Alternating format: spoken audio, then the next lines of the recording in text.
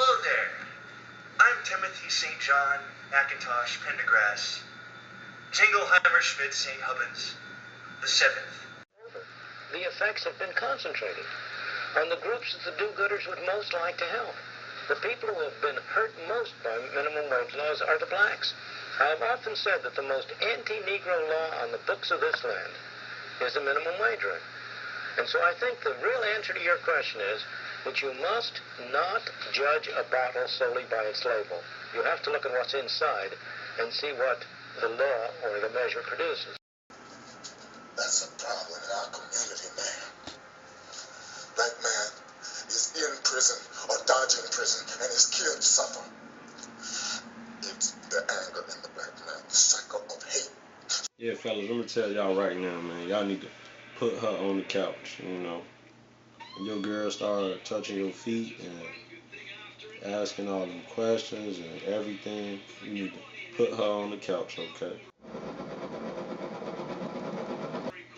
When she going to your phone, telling you to call your grandma, calling you 8 million times a minute, you need to put her on the couch. Fellas, put her on the couch. When she tell you that, oh, your Facebook was open on my computer and you ain't logged it out, so I ain't even look at nothing. I logged it straight out.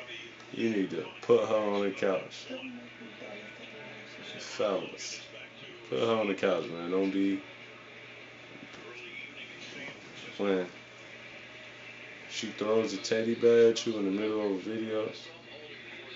I need to put her on the couch, man. This is put her on the couch. When she don't give you the card, but she know you need to use the card 15 times a day, put her on the couch. When she don't let you have sex with her mama when you really want to have sex with her mama, and she knew that, you need to put her on the couch. Fellas, if she ain't giving you none of the paychecks, and she ain't cooking and she ain't cleaning, you need to put her on the couch. Fellas, listen to me. When you trying to watch the football game and she's sitting right next to you in your face just like this, and she ain't even saying nothing, she just right like that close to your face, talking about long as I ain't touching you, long as I ain't touching you, fellas, you need to send her to the couch.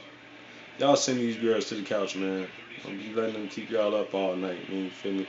We got work to do. A lot of us, we ain't got no jobs, but we still got work to do. Y'all know what I mean. Mess with me. Programs that are labeled as being for the poor, for the needy, almost always have effects exactly the opposite of those which their well-intentioned sponsors intend them to have. As an example, what are you referring to? Let me give you a very simple example. Take the minimum wage law. It's well-meaning sponsors. There are always, in these cases, two groups of sponsors. There are the well-meaning sponsors, and there are the special interests who are using the well-meaning sponsors as front men.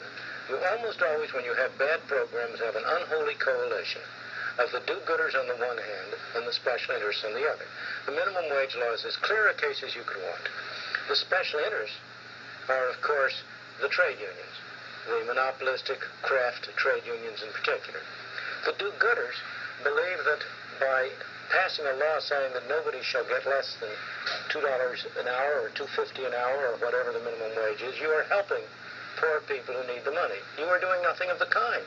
What you are doing is to assure that people whose skills are not sufficient to justify that kind of a wage will be unemployed. It is no accident that the teenage unemployment rate, the unemployment rate among teenagers in this country, is over twice as high as the overall unemployment rate. It's no accident that that was not always the case. Until the 1950s, when the minimum wage rate was raised very drastically, very quickly, teenage unemployment was higher than ordinary unemployment because, of course, the teenagers are the ones who are just coming into the labor market. They're searching and finding jobs, and it's understandable that on the average they would have be unemployed more. But it was nothing like the extraordinary level it has now reached. It's close to 20%. Why? Because the minimum wage law is most properly described as a law saying employers must discriminate against people who have low skills. That's what the law says.